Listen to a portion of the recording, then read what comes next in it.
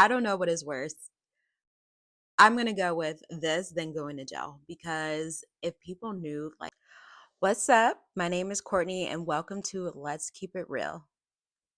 So, Let's Keep It Real is where I recap movies and review them while also trying to see if I can actually apply the meaning of the movie to my real life. Because, baby, I ain't got nothing better to do. So, you may be asking yourself, what kind of loser applies things they've seen in media to their life? And it's me. Hi. So, actually, why am I doing this? So, one of my friends said to me a while ago, because I am an anxious avoidant attachment style relationship gal. And Beyonce didn't tell me how hard it was to be an independent woman and how stunted I may be when it comes to relationships.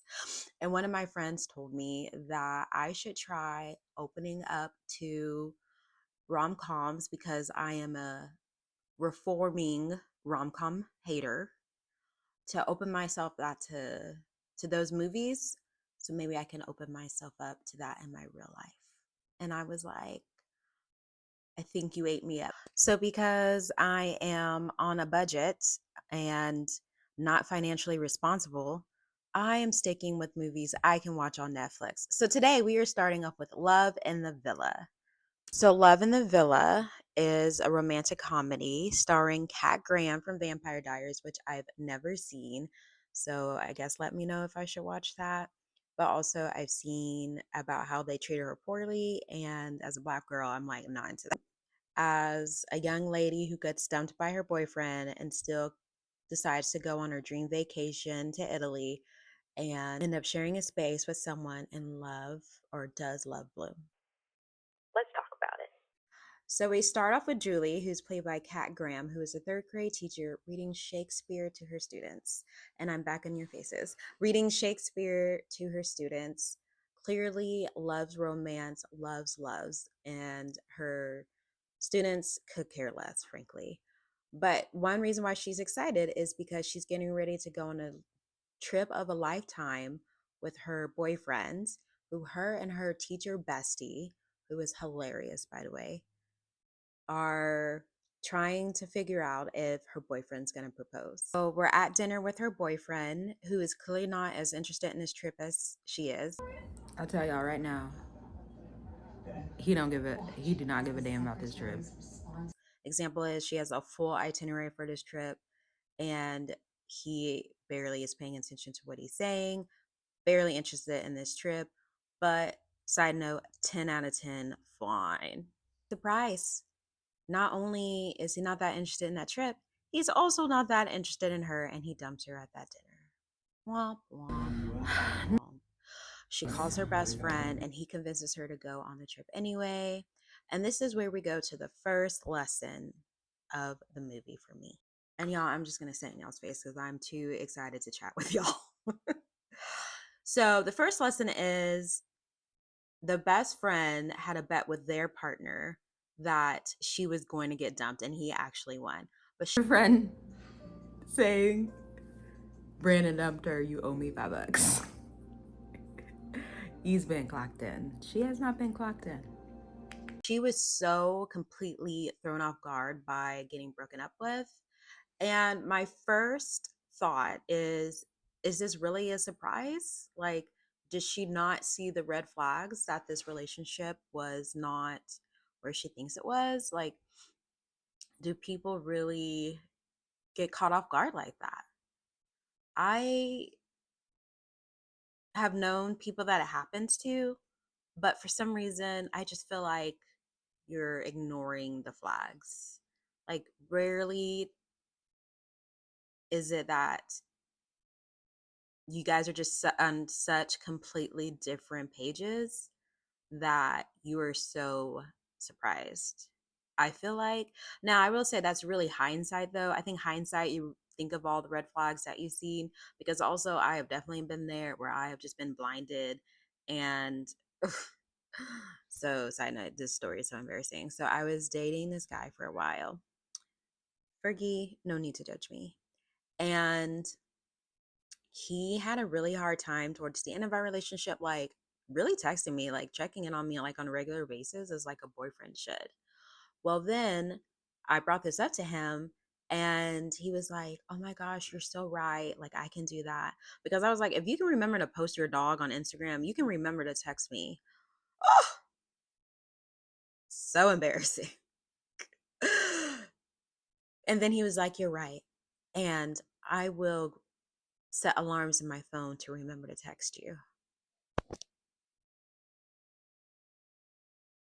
Fergie's crying for me, y'all. She's so embarrassed. And in that moment, I was like, "Oh my God, he's really trying." And I remember telling my friend that, and I was like, "Oh my God, that's really embarrassing." So it does happen. You can miss it. So maybe the lesson I'm learning right now is don't ignore the red flags. But it's so hard to see it when you're in it. I know it's so hard. If anyone has any tips on how to see it when you're in it, definitely let me know. So Julie decides to go on this trip. It starts off as the worst trip ever. The plane ride is terrible with the screaming kid stereotype. She loses her luggage. She has to wait forever in the airport. She has to buy something from the airport, the only clothes she can have, or the only clothes that she has. It starts off terrible, but she finally gets there and has like the craziest but most funny Uber driver that finally takes her to her villa where she can rest. Psych. She gets to her villa and bam, another 10 out of 10. We should all be so lucky to have this problem. So this guy definitely has like a smart mouth, but he is kind of funny and cute. And I would have fallen. Another 10 out of 10, played by Tom Hooper, named Charlie, is also renting the villa. Can her trip get any worse? So if you're wondering how the mix-up happened, is because the man said his wife, who never makes mistake, rented out their place on one app, but his girlfriend rented it out on the other app. And that is how these two got the same place to stay. I'll ask for the 5-star rating though. So at this point, we're about 20 minutes into the movie, and I'm kind of interested, but also I wish I could maybe play on my phone a little bit, but I can't because I'm actually recording my reactions with my phone. So I'm just forced to watch this movie. She is just devastated, and she asks if she could just stay the night. And he agrees to let her, which is like the first hint of feelings, or I am delusional. Either one. Because when I'm not anti rom com, anti romance, I'm fully on into it. There is no in between. So Julie realizes that she's already missing part of her perfectly planned trip. So she runs out to join this tour, but she misses a ride. Her itinerary gets ruined, and now she is forced to just enjoy Italy or Verona unplanned. So Charlie is obviously annoyed with Julie's presence and he is just tolerating her for the moment or for the time being.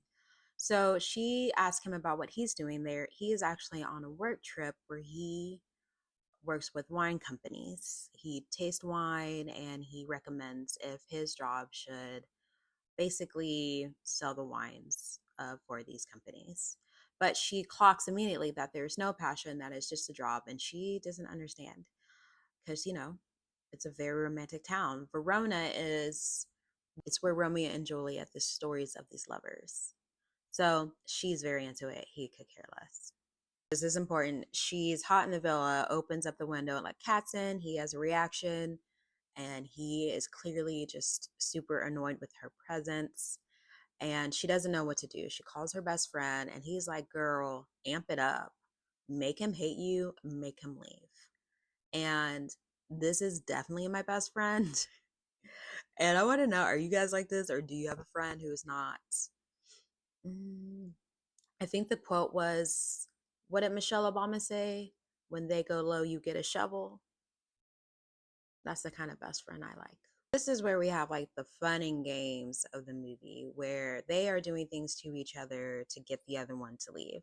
So Julie finds out that cats love olives. She buys a bunch of olives, put them near him when he's sleeping, lets cats in. He has a terrible reaction. He, in return, gets her luggage sent to an orphanage. So, in return to him getting her luggage donated, she has the locks changed, and she actually goes on a fabulous shopping spree right away. But she gets the lock changed, and when he comes home, he tries to break into the window through the window, which actually leads him to getting arrested. Hmm, I feel like she won this round. So he comes home dripping wet from rain, and I have completely forgot what this movie is about or what I am watching. So, how do you top locking someone out and making them get arrested? Post her diary on a wall in Verona with her pictures. And so when she leaves, everyone knows who she is. Everyone knows what happened between her and her boyfriend. They know her business. And this is actually worse. I don't know what is worse. I'm going to go with this than going to jail, because if people knew like my innermost thoughts and feelings, only my therapist and me know. And that is good enough. So she goes back to the villa and tells him that is very low, and he agrees and invites her to dinner to call a truce. Well, at the dinner, he tells her that he has served her horse. It was good too, and it was too good to be true. He fed her horse. Get up, girl.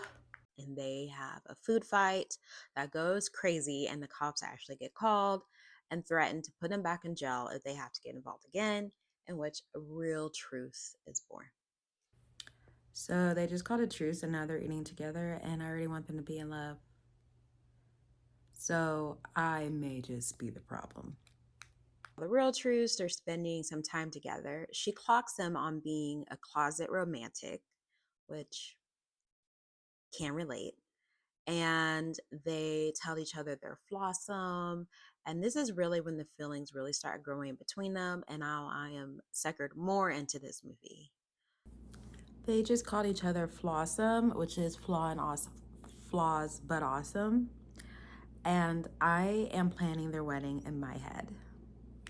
I'm about to make a wish, and she makes hers, and he wants to know what it is.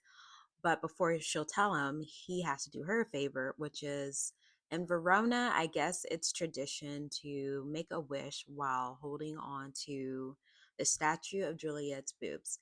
Well, I went to Verona. I've seen this, and I thought it was weird then, and I think it's weird now. Mostly because she's like a teenage girl. She's like 14 or 15, and I can't get past it. I can't get past it. I didn't do it. He thinks it's weird, but she talks him into it. He makes his wish, and then they stare at each other, which is still weird because he's still holding on to Juliet. That whole moment was weird. It's weird. Next day, she plans the whole day for them since he's never really experienced Verona, these romantic places. But more importantly, they learned about love from each other. So Julie wants love like her parents who have been together forever. She believes in destiny. He doesn't really believe in destiny. He finds it more romantic for someone to choose to be someone, or to choose to love someone and be with someone, rather than you guys just happen to be at the same place at the same time and now you're in love. And me, I actually relate probably more to Charlie in this movie. And I think that is more romantic when you purposely choose, when you intentionally choose someone versus it happening just meant to be. But I don't know. I guess that's my lesson three um, is it being intentional, or is it destiny? Or maybe it's mixed of both. I don't know. What do you guys think? Also, this quickly brings us to lesson number four, which is where he also learned love from his parents, which is his dad loved his mom more, but when his mom left, it left his father devastated. And I've actually heard this from several of my friends who have said that a woman should be in a relationship where the man loves her. But I don't think I necessarily agree with that, because none of my friends are still with those men. Not one. So I don't agree with this. This is not a lesson I'm using. But let me know if you guys have used it and if it works, or if you know someone that actually worked for it. Day with going to one of the wineries that Charlie's businesses is thinking about working with. Julie meets up with the owner and he asks about like her boyfriend, and she's like, "That's not my boyfriend." And he said, "Sometimes they're the last to know." And then they have a very, I'm sure, interesting conversation about romance. However, I found it boring and I checked out. Back in when Julie walks out to the balcony and Charlie sees her, and now I am convinced that they are in love.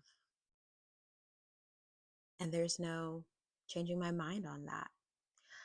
Julie actually interferes with the business and talks the man into not working with Charlie's business, but it turns out sort of it's for the best, I guess. And Charlie isn't really that mad about it because he agrees it's not for the best. Ladies and gentlemen, his fiance has entered the villa. The man is engaged. The man is a dirty dog. And I feel some type of way, but let's keep watching. Cassie or Cassandra is there. And she is the total opposite of Julie. Very fancy, very like rich, kind of echelon, and proud of it, honey. And apparently, her and Charlie had broken up right before that. She says that in the past, and now they are back to being fiancés. You can tell Julie is devastated. She is gutted. And Charlie and his fiance decide to go to that hotel room that Charlie didn't go to the night before. Julie tells Charlie, "Don't ever talk to me again." Some line about when your phone doesn't ring, it's me not calling. And she admits that sounded better in her head. It's funny now though. Charlie goes to the hell. Charlie goes to, well, maybe hell, but hotel with Cassie, and you can tell he is not that interested in her and is still, what I think, regretting Julie right now. But back to Julie, we hear a knock on a door, and in my mind, she's hoping it's Charlie. But bam, the other 10 out of 10, Brandon's back. And Brandon is back to get back his girl. And now the ante is up to people. Julie talks to Brandon about why he came to get her. He tells her this long story about how everyone else was asking about Julie, where's Julie, and how perfect they thought they were together. But when she asked him, did he feel the same way that people were bringing up to him, he stated, "Well, I'm here, aren't I?" Mm, that's not an answer, buddy. Brandon end up going to this restaurant where they see, surprise, surprise, isn't it crazy? Cassie and Charlie, who end up inviting them to have dinner at their table since there are more reservations available for the night. And it is clear right off the bat the tension between Charlie and Julie, and Cassie and Brandon are just getting along so well. Julie gets drunk, it's hilarious, and they just decide to leave. So after Julie and Brandon leave, Charlie realizes that he doesn't want to be with Cassie. Julie is who he wants to be with. So he breaks up with Cassie at the dinner table, where she already has a plan that she's going to tell everyone she dumped him. But he could care less because he has his girl. He has to go get his girl. So he is off. And we see Julie and Brandon walking around at the fountain where Brandon proposes to Julie. And of course, the classic rom com movie moment where Charlie finally finds Julie and Brandon, but he sees them getting engaged. But in reality, Julie said no because they weren't the same type of weird. Just have montages of Julie and Charlie looking sad, continuing on their trip. Brandon and Julie are no more. So Julie is just really at her by herself at this moment. We see Brandon meet up with Cassie, not on purpose, but he happens upon Cassie at a restaurant and they decide to eat together, and they may have a relationship, they may not, I don't know. But they actually might be fun to watch because I feel like it would be a very fun toxic show or movie to watch. So, last day for Julie. She's packed up. She's almost out of the villa, but she forgets one thing and she goes back inside. While she's in there, she hears Charlie. and Charlie is reciting Shakespeare to her on the balcony, and they have this very romantic moment. And they meet up and talk, and they decide they're the same type of weird and they want to be together. And this is how the movie ends. So it's really, really sweet movie. Lessons that I learned: for one, figure out a way to not ignore red flags during a moment. I don't know. I'm gonna need help with that one. Two, maybe not block exes from everything to see if they come running back. I don't know, but will that open up a cycle? Maybe I need to keep maybe I need to protect my peace. I just changed my lesson. I'm going to keep blocking them on everything. Yes, the biggest lesson I got, or the most helpful one, was finding your own type of weird. I remember this one guy that I really enjoyed talking to was because he and I did the same thing when we tell stories, which is if you say something funny, if I say something funny, we might like reenact it in a little way. I guess that makes sense. Like if I say, "Oh my gosh," and I was lost and confused, he was talking to me like in the middle of the story, and I was like, "Yes, exactly." And I just thought that was so fun. Now, some people might think that's weird, but I find it hilarious, and I also do the same thing. And that's the kind of match you wanna have. Now, it didn't work with him, but it didn't work with him because of that. It didn't work with him because people just got issues they need to work out. And I may be people. We both may be people. Thank you guys for going on this journey with me on Love in the Villa. Let me know, that any of these lessons apply to you, or do you guys have any advice for me on any of those things? I'm really interested. And let me know if you guys have any more recommendations on films. I love them all, but rom-coms are really the vibe I'm trying to get into right now. So let me know your recommendations. Anyways, thanks for watching.